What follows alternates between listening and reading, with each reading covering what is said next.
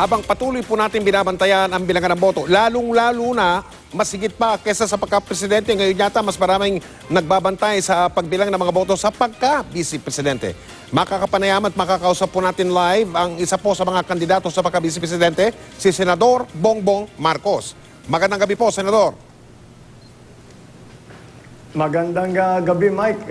Magandang gabi sa lahat ng mga nanonood. Good evening po. Opo, unang tanong, anong reaksyon nyo sa bilang, tinatakbo ng bilang ngayon kung na nagpapakita na nauungusan kayo ni Congressman Leni Robredo, partial at unofficial po yan, Mr. Senator. Sige po. Well, unang-una, nais kong batiin lahat ng ating mga kababayan at sa kanilang pagseryoso na yung kanilang katungkulan na makilahok sa ating halalan. At nais ko ring batiin ang aking kaibigan sa kanyang pagiging malapit ng President-elect, si Mayor Duterte. We wish you all the best dahil when the President does well, the country does well. Opo, ang tanong ko... At yung sa natanong mo, Mike, yun na nga, nananawagan nga kami sa COMELEC at sinasabi nga namin na dapat siguro, kung maaari, ay itigil muna yung quick count. It has outlived its usefulness. Hindi ba nagkakaroon tayo ng quick count para maging maliwanag na may transparency? Pero pagka binuo natin hanggang 100% yung buong quick count, magkakaroon ng pagdududa doon sa magiging official. Kaya kailangan paulit-ulit natin ipinapaalala na yung lumalabas sa quick count, ito ay unofficial. Okay. Kaya kami nanawagan sa COMELEC na itigil ng quick count dahil sa lahat naman ng nakaraang halalan, hindi talaga binubuo yung quick count. Ito yung pinakamataas na porsyento ng presinto ang na-report sa lahat ng ating halalan. Ang ibig ba po sabihin nito, Senador, naniniwala kayo na pag nabuo na yung official na count o bilang ng COMELEC, kayo ang lalabas na panalo sa pagka-vice-presidente? Oo, maliwanag na gano'n ang mangyayari. Marami lang talagang nangyayari dito. Kaya sinasabi ko sa inyo noon, meron talagang plan B. Ito na yung plan B. Ini-implementa nila, it's in full swing. Anong sabi ko sa inyo? Pipilitin nila na manalo ang kandidato ng LP, ng vice-presidente, pagka naupo, ay susubukan ng tanggalin si then President Duterte. Kaya eto na, nagsimula sa mga survey at napunta ngayon dito sa ating quick count, sa ating biruin nyo naman nung mga 8 o'clock last night, ang lamang ko mahigit kumulang 1 million votes. 3:30 ng umaga, nalampasan na ako, nawala lahat ng 1 million na yun. Hindi namin malaman kung saan napunta, hindi namin malaman kung saan galing yung boto na napunta sa ibang kandidato. Ang dami-daming nangyayari na hindi namin maintindihan.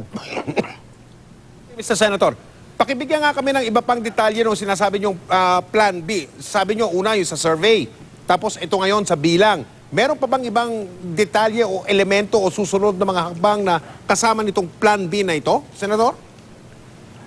Yun na nga, ang susunod, pagka naging matagumpay ang pagpaupo nila sa LP candidate, tatanggalin yung presidente para LP pa rin ang nakaupo bilang presidente. Siguro para natatakot yung mga nakapaligid sa Pangulo na hindi sila na para ayaw nilang makulong. Kaya yan sigurong kanilang iniisip. Kung matuloy... Marami tayong mga...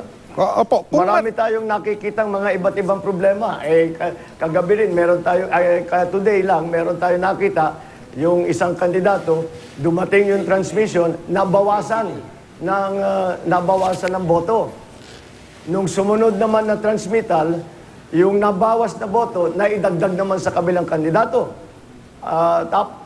Tapos kayo, ang GMA7 ang nagsabi na nagkaroon ng nagka-misunderstanding, nagka-mistake. Totoo po yun. O di akala namin, nagkamali yung writer ng GMA. Pero nangyari na naman ulit sa CNN. Kaya hindi ko na maintindihan at talagang ang daming nangyayari na hindi ka panipaniwala. Okay, hindi po namin namin sa ibang network, pero pinapaalam po namin sa inyo, Senador, at sa mga nanonood, mamaya po maglalabas, babasahin ko po yung opisyal na statement o pahayag ng GMA tungkol sa nangyari ngayon. Ngayon, Kung magkatotoo, wag naman sana yung plan B na yan. Anong mga hakbang ang balak niyong gawin? Napapag-usapan niyo ba ng mga abogado niyo at mga tagapayo ninyo kung ano ang mga gagawin yung mga hakbang? Kung sakali nga yung plan B na yan ay magtuloy-tuloy ayon sa inyo, Mr. Senator.